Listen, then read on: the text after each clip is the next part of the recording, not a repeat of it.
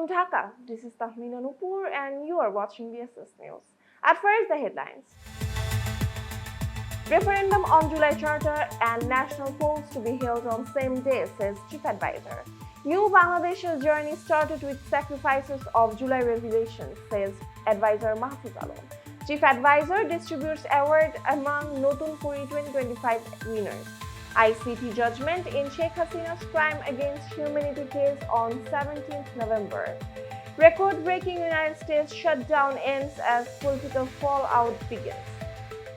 Now the details. Referendum on July Charter and national polls to be held on same day, says Chief Advisor. Chief Advisor Professor Dr. Mohammad Yunus today announced that the referendum on the July National Charter 2025 and the national polls will be held on the same day in the first half of February next year. He made a televised address to the nation this afternoon following a meeting of the Council of Advisors at his office. The Chief Advisor said the Council of Advisors has approved the July National Charter Constitutional Reform Implementation Order 2025, marking a historic step toward fulfilling the reform commitments made under the July National Charter signed by major political parties. He said holding the referendum and national polls on the same day will make the election more festive and cost-effective. Necessary laws for the referendum will be made in due time. Professor Dr. Mohammad Yunus said the referendum ballot will contain one question asking voters if they agree to the July National Charter Implementation Order 2025 and its constitutional reform proposals. He said the ballot will include 4 key reforms: formation of the caretaker government and constitutional bodies as per the charter, introduction of a bicameral party to implement 30 agreed proposals, and other reforms committed by political parties. He said citizens will vote yes or no on these issues. If the majority votes yes, a constitutional reform council will be formed after the election to amend the constitution within 180 working days. After completing the reforms, an upper house will be established within 30 working days based on the votes received in the national election. The Chief Advisor said the Council of Advisors also approved steps to include the July National Charter in the Constitution as part of the reform process. New Bangladesh's journey started with sacrifices of July revolution, says Mahfuj Alam. Information and Broadcasting Advisor Mohammad Mahfuj Alam said today that the journey of a new Bangladesh began through the sacrifices of the martyrs and the injured of the July Revolution in 2024. He was addressing the prize-giving ceremony of Bangladesh Television's Notun Kuri 2025 held at Shapla Hall of the Chief Advisor's office.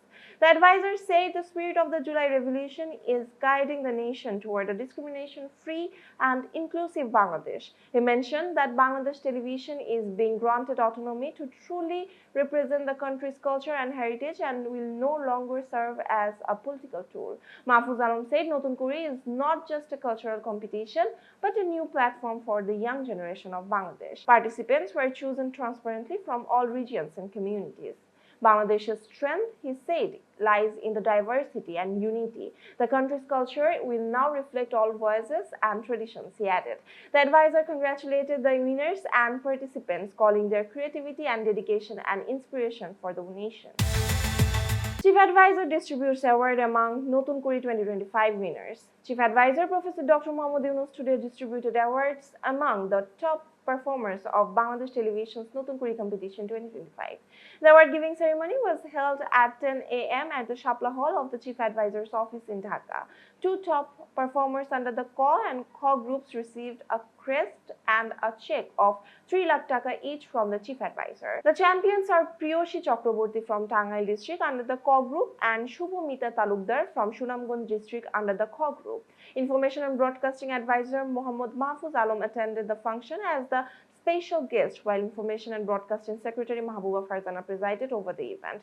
The state-run Bangladesh Television arranged the National Children's Talent Hunt program under the initiative of the Ministry of Information and Broadcasting. Thousands of young participants from across the country competed in 12 categories including dance, music, recitation, comedy, storytelling and acting. The final round was held following regional and divisional level contests.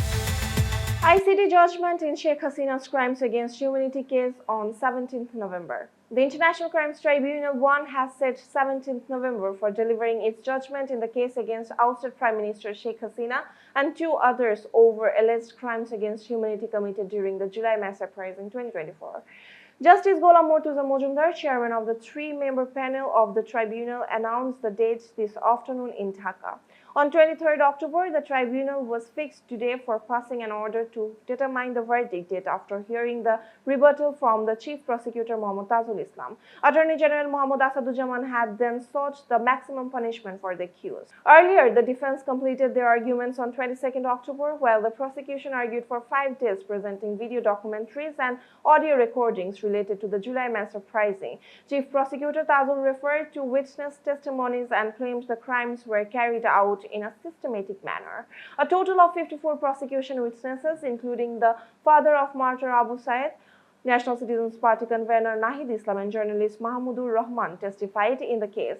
The witnesses were cross-examined by Advocate Amir Hossain, who represented the two fugitive accused, Sheikh Hasina and former Home Minister Asadujaman Khan Kamal. Former Inspector General of Police Chaudhry Abdullah Al Mamun, the third accused, had earlier pleaded guilty and became an approver in the case. The tribunal had earlier ordered Sheikh Hasina and Kamal to surrender by 24 June 2025 after publishing notices in two national dailies.